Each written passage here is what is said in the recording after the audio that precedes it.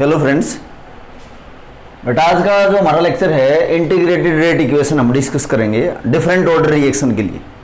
देखो क्या होता है कि किसी भी रिएक्शन के लिए हम लिखते हैं कि रिएक्टेंट जब प्रोडक्ट में चेंज होता है तो इसके लिए हम रेट ऑफ रिएक्शन जो लिखेंगे हम लिखते हैं rate minus D R by D T is equal to K concentration की पावर एन। ये जो इक्वेशन लिखी है डिफरेंशियल फॉर्म में इक्वेशन है। अब देखो कि अगर हम रेट ऑफ रिएक्शन निकालते हैं, जैसे हम पहले पढ़ के आए हैं इंस्टेंटेनियस रेट ऑफ रिएक्शन। हम इंस्टेंटेनियस रेट पढ़ के आए हैं कि इंस्टेंटेनियस रेट ऑफ रिएक्शन हम कैसे निकालते हैं। हम क्या करते हैं, जो रिएक्टेंट है और ये रिएक्टेंट से प्रोडक्ट बना, इसकी रिएक्टेंट के डिफरेंट टाइम्स के ऊपर कंसंट्रेशन नोट करते हैं। जैसे मैं कह रहा हूं कि R1 कंसंट्रेशन है T1 टाइम पे, फिर R2 कंसंट्रेशन है T2 टाइम के ऊपर, यानी कि रिएक्टेंट की हम अलग अलग टाइम पे कंसंट्रेशन नोट करके और फिर हम क्या करते हैं कि इंस्टेंटेनियस रेट निकालते हैं। कैसे इंस्टेंटेनियस रेट निकालेंगे? स्लोप से निकालते हैं, स्लोप किसी टेंजेंट का, क्योंकि किसी पार्टिकुलर इंस्टेंट ऑफ टाइम के ऊपर हमने क्या किया था, कर्व के अलोंग एक टेंजेंट ड्रा किया था और वहां स्लोप से हम रेट ऑफ रिएक्शन निकालते हैं। बट जो ये इंस्टेंटेनियस रेट निकालने का मेथड है स्लोप ऑफ द टेंजेंट, ये इनकन्वीनियंट है, रिजल्ट इसमें हमारे सही नहीं आते। तो हम क्या करते हैं, ये जो डिफरेंशियल फॉर्म में इक्वेशन है हम इसका इंटीग्रेशन करते हैं। इंटीग्रेशन करके एक ऐसी इक्वेशन बनाएंगे, एक ऐसा फार्मूला बनाएंगे, एक ऐसी इक्वेशन बनाएंगे जिसमें हम डिफरेंट टाइम पे रिएक्टेंट की कंसंट्रेशन की वैल्यू पुट करके हम रेट कांस्टेंट निकाल लेंगे और ऑर्डर वहां से हम निकाल सकते हैं। तो हम ड्राइव करेंगे इंटीग्रेटेड रेट इक्वेशन, यानी कि एक ऐसी इक्वेशन बनाएंगे जिसमें रिएक्टेंट की अलग अलग टाइम पे कंसंट्रेशन पुट करके हम रेट कांस्टेंट या रिएक्शन का ऑर्डर हम निकाल लेंगे। तो इंटीग्रेटेड रेट इक्वेशन है, जैसे फर्स्ट है जीरो ऑर्डर रिएक्शन के लिए integrated rate equation for zero order reaction. Zero order के लिए इंटीग्रेटेड रेट इक्वेशन पढ़ेंगे, फिर फर्स्ट ऑर्डर के लिए हम डिस्कस करेंगे। अब देखो, मान लिया कि ए कोई रिएक्टेंट है, ए इज एनी रिएक्टेंट और ये बनाता है प्रोडक्ट, क्योंकि आपको पता है रिएक्टेंट प्रोडक्ट में कन्वर्ट होते हैं। जैसे अगर मैं कहूं कि किसी time t is equal to zero, time zero time पे, जीरो टाइम का क्या मतलब है, रिएक्शन शुरू ही नहीं हुई, तो जो ये रिएक्टेंट ए है इसकी जो कंसंट्रेशन है ना, उसको मैं लिख रहा हूं ए नोट से। A naught is the starting concentration of the reactant A when time T is equal to zero. मतलब जब रिएक्शन शुरू नहीं हुई है तो ए की कंसंट्रेशन ए नोट के इक्वल है। आफ्टर टाइम टी, तो इस ए की जो कंसंट्रेशन है मैं उसको लिख रहा हूं ए से। तो A naught is the starting concentration of the reactant A and the A is reactant की कंसंट्रेशन आफ्टर टी टाइम। तो अब देखो हम रेट लॉ में कैसे लिखते हैं। रेट लॉ में लिखा जाता है, रेट लॉ में हम लिखते हैं rate is equal to K concentration किसकी, रिएक्टेंट, इसके रिस्पेक्ट में ऑर्डर लिखते हैं हम। अब तो रेट क्या होता है, कंसंट्रेशन बाय टाइम, और अगर रिएक्टेंट है तो रिएक्टेंट डिक्रीज होता है टाइम के साथ, प्रोडक्ट इंक्रीज होता है। तो इसके लिए मैं लिखूंगा minus D A by D T, यानी कि कंसंट्रेशन बाय टाइम क्या होता है, रेट, और नेगेटिव साइन क्या रिप्रेजेंट करता है, नेगेटिव साइन रिप्रेजेंट करता है कि रिएक्टेंट जो ये ए है इसकी कंसंट्रेशन टाइम के साथ डिक्रीज होगी, दैट इज इक्वल टू के। और ये रिएक्टेंट जो ए है इसके रिस्पेक्ट में ऑर्डर कितना है, जीरो, क्योंकि जीरो ऑर्डर रिएक्शन की हम बात कर रहे हैं। तो इसको मैं लिखूंगा minus D A by D T concentration by time, that is equal to concentration की पावर जीरो और किसी की पावर जीरो तो वैल्यू क्या होती है, 1 होती है। तो मैं इसको लिखूंगा दैट इज इक्वल टू के। अब देखो इसको मैं रीअरेंज करके लिख भी सकता हूं, D A is equal to minus K D T. इसको रीअरेंज किया है और कुछ भी नहीं किया। अब जो ये इक्वेशन है डिफरेंशियल फॉर्म में, हम इसका इंटीग्रेशन करेंगे, integrating this equation both side, integrating both side. जो ये इक्वेशन हमारे पास है हम इसका इंटीग्रेशन कर देंगे दोनों तरफ। और जब इंटीग्रेशन करेंगे तो हम लिमिट अप्लाई करेंगे। लिमिट किसकी? टाइम की और कंसंट्रेशन की, क्योंकि टाइम के रिस्पेक्ट में कंसंट्रेशन देखी जाती है। तो डी ए का integration that is equal to minus K constant है, तो इसको हम इंटीग्रेशन से बाहर निकाल लेते हैं, डी टी। अब मैं लिमिट अप्लाई करूंगा।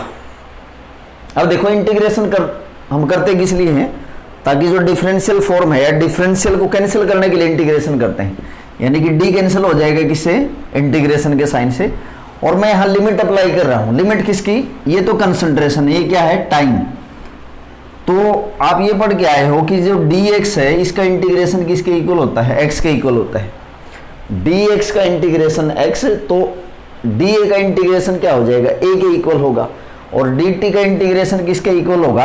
टाइम के इक्वल होगा। dt का इंटीग्रेशन t के इक्वल है, dA का इंटीग्रेशन a के इक्वल है। तो मैं यहाँ पे लिमिट अप्लाई कर देता हूँ। लिमिट कैसे अप्लाई करेंगे हम? लिमिट अप्लाई करेंगे, मैंने कहा है कि जब time t is equal to 0 है तो जो रिएक्टेंट है आपका उसकी कंसंट्रेशन किसके इक्वल होगी? a नॉट के इक्वल होगी। और जब time t is equal to t है तो रिएक्टेंट की कंसंट्रेशन a है। ये लिमिट अप्लाई करेंगे हम। तो ये लिमिट अप्लाई करो यहाँ पे।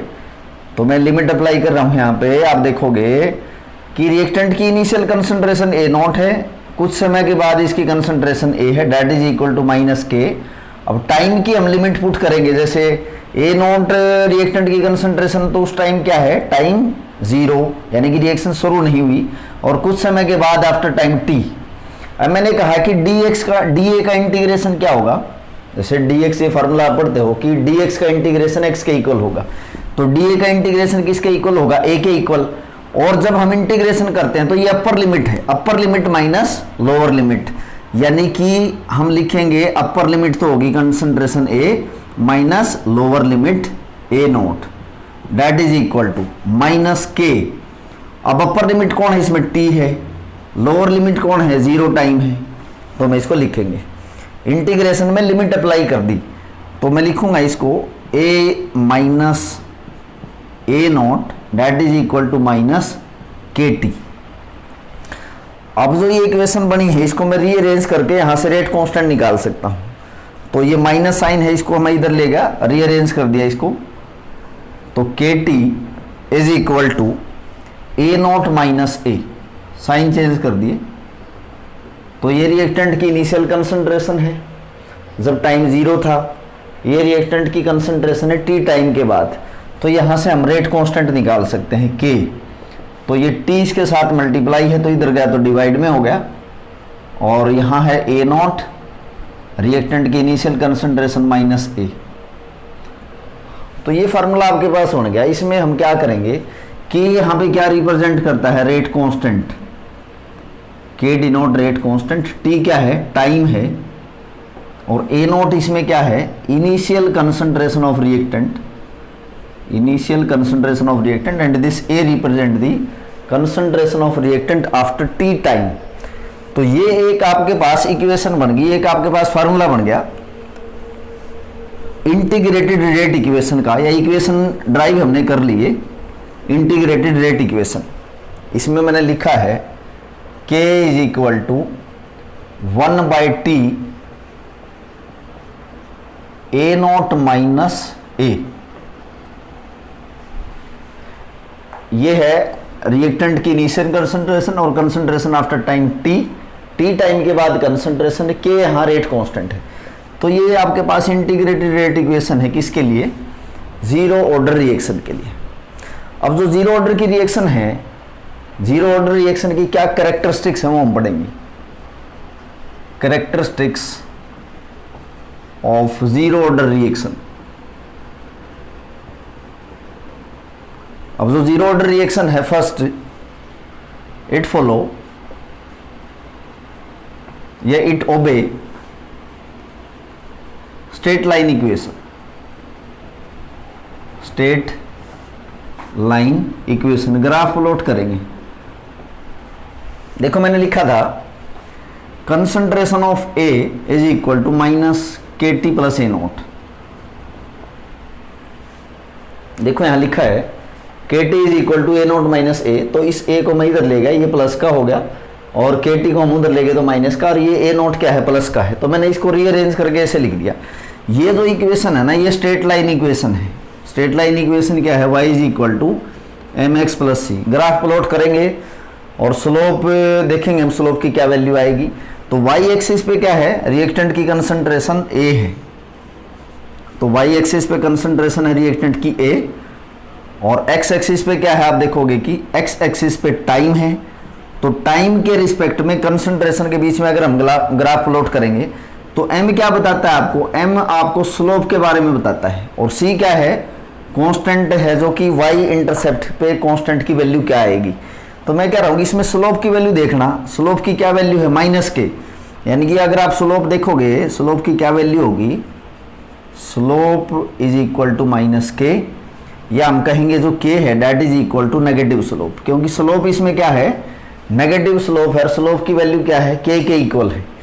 और अगर आप देखोगे कि जो इसका इंटरसेप्ट बनेगा y एक्सिस पे, यानी कि जब time t is equal to 0 हो, 0 टाइम है, यानी कि यहाँ टाइम क्या है, t इज इक्वल टू 0, तो यहाँ अगर टाइम 0 पुट करेंगे तो सारी वैल्यू 0 होगी, तो a किसके इक्वल हो गया, ए नोट के इक्वल हो गया। यानी कि अगर आप 0 टाइम वैल्यू पुट करके x एक्सिस पे, y एक्सिस पे अगर आप इंटरसेप्ट देखोगे तो इस इंटरसेप्ट की क्या वैल्यू होगी, इंटरसेप्ट की वैल्यू किसके इक्वल होगी, ए नोट के इक्वल होगी। तो जो जीरो ऑर्डर की रिएक्शन है, it obey straight line equation, first characteristics हो जाती है। सेकंड हम देखेंगे इसका half life time of zero order reaction, first characteristics है। सेकंड कैरेक्टरिस्टिक्स देखेंगे half life time, second is half life time, T1/2 बोलते हैं। और देखो हाफ लाइफ टाइम क्या होता है, हाफ लाइफ टाइम उतना टाइम है जितने समय में रिएक्टेंट की कंसंट्रेशन हाफ बच जाए, यानी कि जो रिएक्टेंट की इनिशियल कंसंट्रेशन हम रखते हैं, इनिशियल कंसंट्रेशन आपने कितनी भी ली हो, एक हाफ लाइफ टाइम आ जाएगा रिएक्टेंट के लिए जितने समय में रिएक्टेंट इनिशियल कंसंट्रेशन का हाफ हो जाएगा। द टाइम, तो what is half life time, the time in which concentration of reactant remains half, या half of the concentration of reactant is reacted, reactant की इनिशियल कंसंट्रेशन जो भी है उसका वो हाफ बच जाए तो वो हाफ लाइफ टाइम है। हाफ लाइफ टाइम हम निकालेंगे किसका, जीरो ऑर्डर रिएक्शन के लिए। देखो रेट कांस्टेंट मैंने लिखा है k is equal to 1/t, और ये है a नॉट माइनस a। तो यहां अगर टाइम पुट कर दिया जाए हाफ लाइफ टाइम, तो t किसके इक्वल हो जाए, 1/2। तो जो ये a है रिएक्टेंट की कंसंट्रेशन, ये कितनी होगी, जो शुरू की कंसंट्रेशन है उसका हाफ हो जाएगा, a0/2। यानी कि ये रिएक्टेंट की कंसंट्रेशन है कुछ समय के बाद, समय कितना हो जाए, हाफ लाइफ टाइम। तो ये जो a है इसकी वैल्यू क्या होगी, शुरू की कंसंट्रेशन जो है ना, शुरू की कंसंट्रेशन a0 उसका हाफ हो गया, तो ये हाफ लाइफ टाइम है। इसकी वैल्यू पुट करो, t को यहाँ इंटरचेंज कर दिया मैंने, T1/2 that is equal to 1/k, और ये आपके पास है a0, रिएक्टेंट की इनिशियल कंसंट्रेशन माइनस a की क्या वैल्यू पुट करेंगे, a0/2, शुरू की कंसंट्रेशन का क्या हो जाता है, हाफ हो जाएगा। तो a0 माइनस a0/2 ये बच गया आपके पास T1/2 that is equal to, ऊपर यहाँ बच गया a0/2k, तो a0/2k, ये हाफ लाइफ टाइम है। तो इसमें दिखा रखा है कि जो हाफ लाइफ टाइम है वो डायरेक्टली प्रोपोर्शनल है रिएक्टेंट की इनिशियल कंसंट्रेशन की। तो यहाँ मैं नोट में ये चीज़ लिख भी देता हूँ कि half life time of zero order reaction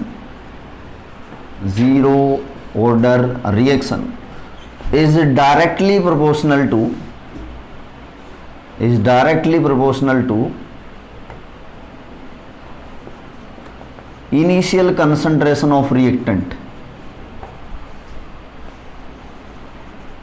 यानी कि हाफ लाइफ टाइम जो होगा वो कितना होगा, वो डायरेक्टली प्रोपोर्शनल है शुरू की कंसंट्रेशन के। ये ज्यादा होगा तो हाफ लाइफ भी उसमें ज्यादा होगा। अगर आप इसके बीच में आप ग्राफ प्लॉट करते हो ग्राफ प्लॉट करो अगर आप हाफ लाइफ टाइम का, तो मैं कहूँगा कि जो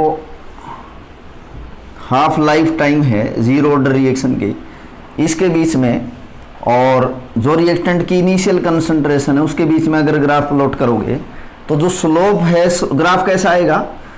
ग्राफ आप देखोगे कि ओरिजिन से स्टार्ट होगा, जिसमें स्लोप की क्या वैल्यू होगी? स्लोप की वैल्यू होगी 1/2k। तो half life time zero order का डायरेक्टली प्रोपोर्शनल होता है किसके? Initial concentration of reactant.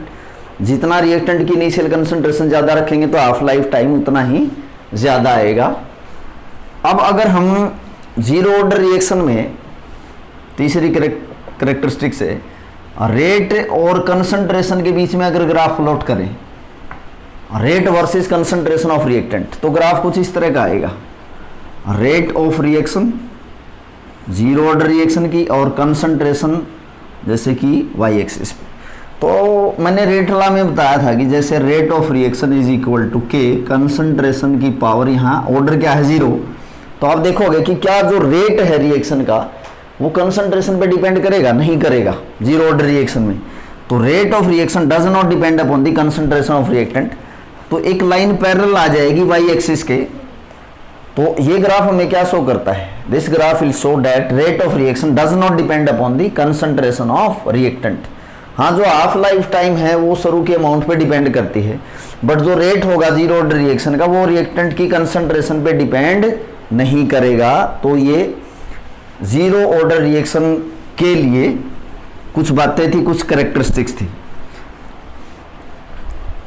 एक ये जो फॉर्मूला मैंने यहां लिखा रेट कांस्टेंट का, अगर रिएक्शन गैसेस फेज में हो, अगर रिएक्शन गैसेस फेज में हो सॉल्यूशंस की बजाय, तो हम रिएक्टेंट की कंसंट्रेशन की बजाय उनकी प्रेशर लिखते हैं, प्रेशर की टर्म में लिखेंगे।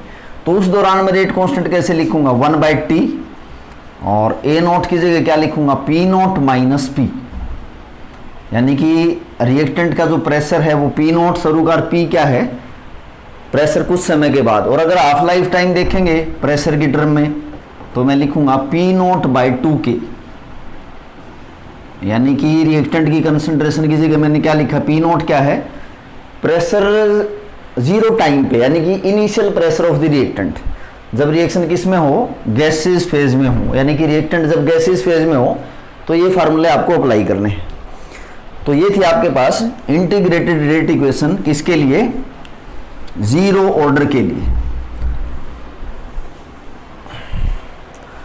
तो अब हम पढ़ेंगे, तो अब देखेंगे बेटा इंटीग्रेटेड रेट इक्वेशन किसका? फर्स्ट ऑर्डर रिएक्शन के लिए। तो सीखेंगे, अगला टॉपिक है integrated rate equation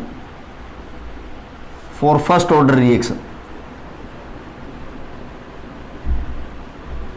first order reaction के लिए ना इंटीग्रेटेड रेट इक्वेशन एक ऐसी इक्वेशन बनाएंगे जिसमें अलग अलग टाइम पे रिएक्टेंट की कंसंट्रेशन पुट करके हम रेट कांस्टेंट निकाल लेंगे। तो देखते हैं, जैसे मैंने कहा कि ए कोई रिएक्टेंट है भाई, ए कोई रिएक्टेंट है, ये प्रोडक्ट बनाएगा। वही बातें फिर दोबारा मैं बता रहा हूं जैसे जीरो ऑर्डर में बताई थी। अगर मैं कह रहा हूं कि टाइम जो है t इज इक्वल टू 0 है तो रिएक्टेंट की कंसंट्रेशन ए नोट है, और ये ए नोट क्या है? Initial concentration of reactant, initial concentration of reactant. और कुछ समय के बाद आफ्टर टाइम t, क्योंकि इंटीग्रेशन जब करेंगे तो लिमिट पुट करेंगे, after time t is equal to t, तो जो रिएक्टेंट की कंसंट्रेशन A है ये रिएक्टेंट की कंसंट्रेशन है आफ्टर टाइम t। अब रिएक्टेंट है आपके पास A, ये बदलता है प्रोडक्ट में। आप R भी लिख सकते हो, B भी लिख सकते हो, कुछ भी लिख सकते हो यहाँ पे। ये तो एक कोई नोटेशन है, मैं रिएक्टेंट प्रोडक्ट में बदलता है। तो मैं लिखूंगा कि अगर मैं रेट लॉ लिखूं, रेट लॉ हम कैसे लिखते हैं? Rate of reaction minus dA/dt, ये क्या है? कंसंट्रेशन बाय टाइम जो कि रेट है, that is equal to K। और रिएक्टेंट आपके पास है A, इसके रिस्पेक्ट में ऑर्डर कितना है? फर्स्ट, क्योंकि ये फर्स्ट ऑर्डर रिएक्शन है। तो ये रेट लॉ लिख दिया मैंने। अब देखो इसको रीअरेंज करते हैं हम, तो मैं इसको लिख सकता हूं माइनस dA/A, इसको मैं इधर ले आया, that is equal to K dt। सिर्फ रीअरेंज किया और कुछ भी नहीं किया। साइन भी चलो चेंज कर दें, तो मैं लिख दिया D A by A that is equal to minus K D T. ये माइनस का साइन है और ये उन्होंने प्लस का साइन चेंज कर दिया। तो ये जो डिफरेंशियल फॉर्म में इक्वेशन है, हम इसका इंटीग्रेशन कर देंगे और लिमिट अप्लाई करेंगे, इंटीग्रेटिंग बोथ साइड। और यहां हम क्या करेंगे, लिमिट अप्लाई करेंगे इंटीग्रेशन करके।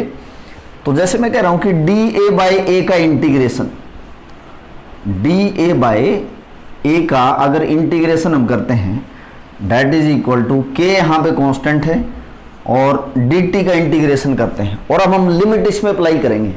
लिमिट कैसे, जब टाइम 0 है तो रिएक्टेंट की कंसंट्रेशन ए नॉट है, यानी कि रिएक्टेंट की जब टाइम 0 है तो रिएक्टेंट की कंसंट्रेशन क्या है, ए नॉट है। और जब time T is equal to T हो जाए, उस दौरान रिएक्टेंट की कंसंट्रेशन किसके इक्वल है, ए के इक्वल है। ये लिमिट की भी हमने इसमें लिमिट भी पुट कर दी। अब देखो भाई फार्मूला, इंटीग्रेशन करते समय डी एक्स बाय एक्स का इंटीग्रेशन करोगे तो ये किसके इक्वल होता है, log to the base E के इक्वल होगा, log to the base E X, ये फार्मूला होता है। डी एक्स बाय एक्स का इंटीग्रेशन करेंगे log to the base E X, ये फार्मूला होता है। तो यहां अगर इंटीग्रेशन करेंगे और लिमिट हम अप्लाई कर रहे हैं तो इसमें क्या बनेगा, एक बार देखोगे आप। तो डी ए बाई ए का इंटीग्रेशन करोगे तो इसकी वैल्यू क्या आएगी, लोगरिथम ऑफ, मैं यहां पे बता देता हूं आपको, डी ए बाई ए का इंटीग्रेशन किया तो ये किसके इक्वल होगा, log to the base e A, d A by A का integration logarithm to the base e A. और इसमें हमें लिमिट अप्लाई करनी है। लिमिट कैसे अप्लाई करते हैं, अपर लिमिट माइनस लोअर लिमिट। तो यहाँ पे ये फार्मूला, यहाँ पे मैं इसको यहाँ लेके जाते हैं हम इसको, तो इसको मैं लिखूंगा upper limit minus lower limit, logarithm किसका, ए का, minus logarithm lower limit minus logarithm of A naught that is equal to minus K. अब ये हो गया upper limit T, lower limit क्या है, 0 है। तो ये हो जाता है आपका logarithm A minus logarithm of A naught that is equal to K T. इसको रीअरेंज करके हमें रेट कांस्टेंट निकालना है। देखो ये रेट कांस्टेंट आपको निकालना है। ये आपके पास साइन था इधर माइनस का, तो ये माइनस साइन है और ये इधर माइनस साइन हो जाएगा, तो माइनस के टी है। इस माइनस के टी को इक्वल टू के इधर लेके गए तो के टी हो गया, डेट इज इक्वल टू, ये माइनस की वैल्यू है इधर लेगी तो प्लस की वैल्यू होगी, logarithm of A naught minus logarithm of A. अब देखो आप एक लोगरिथम का आपने फार्मूला पढ़ा है कि logarithm of A over B, इसको हम लिखते हैं logarithm of A minus logarithm of B. तो इस फॉर्म में है, ये इस फॉर्मेट में है, तो मैं इसको लिखूंगा k T is equal to logarithm of A naught by A, और ये के इसमें रेट कांस्टेंट है, टाइम इसके साथ मल्टीप्लाई है, तो मैं लिखूंगा k is equal to 1 by t logarithm of A naught by A.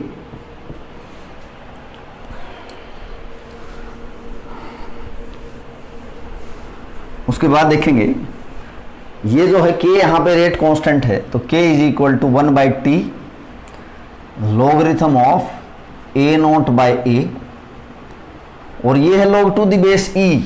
log to the base e को अगर हम log टू दी बेस 10 में कन्वर्ट करेंगे, log टू दी बेस 10 में कन्वर्ट करेंगे तो इस फैक्टर से मल्टीप्लाई करते हैं 2.303, तो k is equal to 2.303 by time. ये नेचुरल लॉगरिथम है आपका और ये कॉमन लॉगरिथम है, log to the base 10 logarithm of A naught by A. तो ये आपके पास एक फार्मूला बन गया। इस फार्मूले से हम रेट कांस्टेंट निकाल सकते हैं। तो रिएक्टेंट की जो इनिशियल कंसंट्रेशन है और ये रिएक्टेंट की कंसंट्रेशन आफ्टर टाइम टी, तो इसमें वैल्यू पुट करके हम रेट कांस्टेंट निकाल लेंगे। तो this is the formula for, या इक्वेशन है integrated rate equation for first order reaction.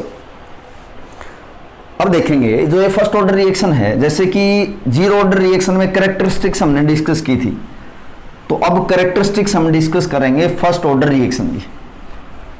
देखो characteristics of first order reaction, first order reaction की क्या कैरेक्टरिस्टिक्स है? फर्स्ट है, एक तो ये स्ट्रेट लाइन इक्वेशन को फॉलो करती है, स्ट्रेट लाइन इक्वेशन। देखो जैसे ये आपके पास फार्मूला लिखा है तो मैं इसको लिख सकता हूं कि KT by 2.303 that is equal to logarithm of A0 minus logarithm of A। इसको लिख सकते हैं ना, ये इसके साथ मल्टीप्लाई हो गया तो ये डिवाइड में चला गया। इसको आगे मैं रीअरेंज करके लिखूं अगर, तो ये लॉगरिथम A माइनस का है, इसको हम इक्वल टू के इधर ले गए तो ये है लॉगरिथम ऑफ A, ये वैल्यू प्लस की है, ये माइनस की हो जाएगी, तो minus K into T by 2.303 plus logarithm of A0, क्योंकि ये वैल्यू प्लस की है तो ये तो एज इट इज रही, इनको चेंज कर दिया हमने, इनके साइन बदल दिए। तो ये जो इक्वेशन आपके पास बनी ये स्ट्रेट लाइन की इक्वेशन है, y is equal to M x plus c. तो अगर ग्राफ प्लॉट करें तो देखोगे एक बार, y एक्सिस पे क्या लोगे आप? लॉगरिथम ऑफ a, और x एक्सिस पे क्या लिया आपने? टाइम लिया है, तो ये हो गया टाइम।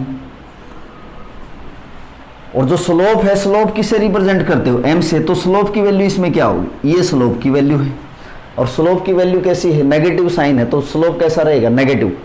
तो स्लोप की जो वैल्यू होगी, नेगेटिव स्लोप है, स्लोप की क्या वैल्यू है? स्लोप की वैल्यू है माइनस के बाय 2.303। तो स्लोप से हम रेट कांस्टेंट भी निकाल सकते हैं जो कि के है। और अगर आप देखोगे जब टाइम 0 हो जाए, यानी कि एक्स एक्सिस पे जब टाइम की वैल्यू 0 हो, तो उस दौरान जो रिएक्टेंट की कंसंट्रेशन है किसके इक्वल होगी? क्योंकि टाइम 0 पुट करें तो 0 हो गया, तो इंटरसेप्ट की जो वैल्यू आएगी वाई एक्सिस पे उसकी वैल्यू क्या होगी? A0 के इक्वल होगी, जो कि कांस्टेंट C से हम रिप्रेजेंट करते हैं। तो ये है आपके पास, ग्राफिकली आप इसको प्रूव भी कर सकते हो कि जो first order integrated rate equation है वो स्ट्रेट लाइन इक्वेशन को फॉलो करती है, फर्स्ट कैरेक्टरिस्टिक से। सेकंड हम डिस्कस करेंगे इसमें हाफ लाइफ टाइम, जैसे जीरो ऑर्डर रिएक्शन में हमने डिस्कस किया था। सेकंड है इसमें half life time, T1/2 half life time. देखो हाफ लाइफ टाइम वो टाइम है जितने टाइम में रिएक्टेंट की कंसंट्रेशन शुरू का हाफ बच जाए। तो मैं कह रहा हूं कि अगर time t is equal to 1/2 है तो जो रिएक्टेंट की कंसंट्रेशन है वो शुरू की कंसंट्रेशन का हाफ बच जाएगी। और मैंने आपको इंटीग्रेटेड रेट इक्वेशन का फार्मूला बताया है, लॉगरिथम ऑफ A0/A। देखो आप ये भी फॉर्मेट यूज कर सकते हो, नहीं तो एक दूसरा फार्मूला भी यूज कर सकते हो, 2.303 by time logarithm of A over A minus एक्स। अब देखो A तो इनिशियल कंसंट्रेशन है, रिएक्टेंट की इनिशियल कंसंट्रेशन जैसे कि A0 है, और ये आपकी इनिशियल कंसंट्रेशन है। x मोल रिएक्ट हो गए शुरू की कंसंट्रेशन में से, तो x is the amount of reactant which is to be react in time t। कुछ समय के बाद x मोल रिएक्टेंट के रिएक्ट कर चुके, तो a माइनस एक्स की जगह हम a भी लिख सकते हैं, ये ऐसे भी आप इसको शो कर सकते हो। तो मैं कह रहा हूं कि जब time t is equal to 1/2 हो जाए तो इसकी वैल्यू क्या हो जाएगी? A0/2 हो जाएगी, यानी कि टाइम मैंने पुट कर दिया T1/2 that is equal to 2.303 by k logarithm of A0 by A की क्या वैल्यू होगी? A0/2, A0 by 2। अब देखोगे तो T1/2 है किसके इक्वल होगा? 2.303 by k logarithm of 2। A से A0 से A0 कैंसिल हो गया, तो log 2 की वैल्यू क्या होती है? 0.3010। log 2 की वैल्यू यहां पुट करो, log 2 की क्या वैल्यू है? 0.3010। ये वैल्यू पुट कर दो यहां लॉगरिथम की, तो T1/2 half life time is equal to 2.303 into 0.3010 by rate constant. तो जब आप इसको इसके साथ मल्टीप्लाई करोगे तो ये जो वैल्यू आई ये आ गई 0.693 बाई के। इस इक्वेशन में आप देखो जो ये हाफ लाइफ टाइम का फार्मूला मैंने बनाया है, इसमें कहीं रिएक्टेंट की इनिशियल कंसंट्रेशन आपको दिखा रखी? नहीं दिखा रखी। हाफ लाइफ टाइम में तो जो हाफ लाइफ टाइम है इसमें कहीं भी इस फार्मूले में रिएक्टेंट की इनिशियल कंसंट्रेशन नहीं दिखा रखी, तो ये मैं कहूंगा कि जो T1/2 है हाफ लाइफ टाइम, या T1/3 हो या T2/3 हो, किसी भी फ्रैक्शन में रिएक्शन होती हो, किसी भी फ्रैक्शन में रिएक्शन होती हो, तो T1/2 या T1/3 T2/3 3/4 किसी भी फ्रैक्शन ऑफ रिएक्शन के लिए जो रिएक्शन है वो रिएक्टेंट की इनिशियल कंसंट्रेशन पे डिपेंड नहीं करती। तो मैं यहां लिखूंगा half life time of first order reaction do not depend on initial concentration of reactant.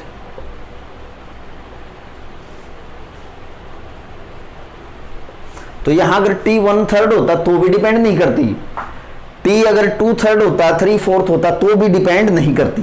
तो जो हाफ लाइफ टाइम है फर्स्ट ऑर्डर की, half life time of first order reaction does not depend upon the initial concentration of reactant.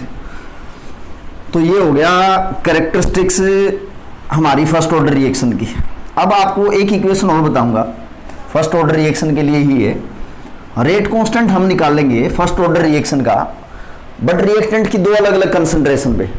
तो topic है मेरा rate constant for first order reaction, rate constant for first order reaction from concentration of reactant at two different time, at two different time। देखो topic क्या है, rate constant हमें निकालना है, first order reaction है और वहां पे रिएक्टेंट की जो कंसंट्रेशन है ना, from concentration of reactant at two different time, दो अलग अलग टाइम पे रिएक्टेंट की कंसंट्रेशन की वैल्यू पुट करके हम रेट कांस्टेंट निकाल लेंगे। देखो मैंने इंटीग्रेटेड रेट इक्वेशन में आपको एक फार्मूला बताया था, लॉगरिथम ऑफ ए जब हमने ड्राइव की थी, that is equal to minus k into t plus logarithm of A naught, ये एक फार्मूला बताया था। अब मैं कह रहा हूं कि अगर टाइम टी जो है वो T1 है, तो जो रिएक्टेंट की कंसंट्रेशन है, रिएक्टेंट की कंसंट्रेशन में क्या पुट करूंगा, A1 पुट करूंगा। यानी कि मैं ये भी कह सकता हूं कि इसकी कंसंट्रेशन A1 पुट करूंगा जब टाइम क्या हो, T1 हो, और जब टाइम T2 हो जाएगा तो मैं रिएक्टेंट की कंसंट्रेशन सेकंड टाइम पे पुट करूंगा, वो टाइम चाहे कुछ भी हो। तो ऐसा करके हम दो इक्वेशन इसमें बनाएंगे। तो मैं लिखूंगा logarithm of A1 that is equal to minus k into T1 plus logarithm of A naught, ये रिएक्टेंट की इनिशियल कंसंट्रेशन है। ये जैसे आपके पास फर्स्ट इक्वेशन हो जाती है। फिर है जैसे logarithm of A2 second time पे minus k into T2 plus logarithm of A naught, ये आपके पास सेकेंड इक्वेशन है। जैसे आपके पास ये दो इक्वेशन है, अब ये सेकेंड इक्वेशन आप सब्ट्रैक्ट करो किसमें से, फर्स्ट में से। सेकेंड इक्वेशन फ्रॉम फर्स्ट, तो मैं लिखूंगा logarithm of A1 minus logarithm of A2 that is equal to minus K T1, और इसमें से माइनस करना है मेरे को क्या, माइनस के T2, और ये कांस्टेंट है, ये कैंसिल हो जाएंगे। तो logarithm of log A minus log B को हम ऐसे भी तो लिख सकते हैं, log A1 by logarithm of A2 that is equal to, अब देखो ये वैल्यू माइनस इंटू माइनस, ये वैल्यू होगी प्लस की, तो मैंने के यहाँ से कॉमन निकाल लिया, यहाँ भी के है इधर भी के है, तो ये वैल्यू आपके पास प्लस की होगी। तो मैं लिखूंगा T2 जो है ये प्लस का हो गया और T1 क्या है, माइनस का है। तो टाइम मल्टीप्लाई है रेट कांस्टेंट के साथ, तो मैं लिख सकता हूँ इसको K is equal to 1 by T2 minus T1 logarithm of A1 by A2। A1 reactant की कंसंट्रेशन है T1 टाइम पे, A2 रिएक्टेंट की कंसंट्रेशन है T2 टाइम के ऊपर। और log to the base e को आप log टू दी बेस 10 में कन्वर्ट करोगे तो किस फैक्टर से मल्टीप्लाई करेंगे, 2.303 से, T2 minus T1 logarithm of A1 bye A2। तो ये आपके पास एक इंटीग्रेटेड रेट इक्वेशन है और इसमें हम रेट कांस्टेंट निकाल लेंगे, जिसमें रिएक्टेंट की दो अलग अलग कंसंट्रेशन है, दो अलग अलग टाइम पे। तो इन अलग अलग कंसंट्रेशन पे इन रिएक्टेंट की कंसंट्रेशन की वैल्यू पुट करके हम क्या करेंगे, रेट कांस्टेंट निकाल लेंगे। तो ये था हमारा topic, rate constant for first order reaction from concentration of reactant eight 2 different time. Next lecture में एक हमारा इंटीग्रेटेड रेट इक्वेशन और हम डिस्कस करेंगे फर्स्ट ऑर्डर रिएक्शन के लिए, गैसेस फेज के लिए, और उसके बाद हम कुछ फर्स्ट ऑर्डर के कुछ रिलेशनशिप ड्राइव करेंगे जो कि बहुत इंपॉर्टेंट है बोर्ड एग्जाम के लिए, और उसके बाद कुछ फर्स्ट ऑर्डर या जीरो ऑर्डर रिएक्शन के लिए हम न्यूमेरिकल देखेंगे, रेट कांस्टेंट निकाल लेंगे, ये रिएक्टेंट की कंसंट्रेशन आफ्टर टाइम t। तो बने रहिए केमिस्ट्री क्लासेस में। Thank you students and have a good day.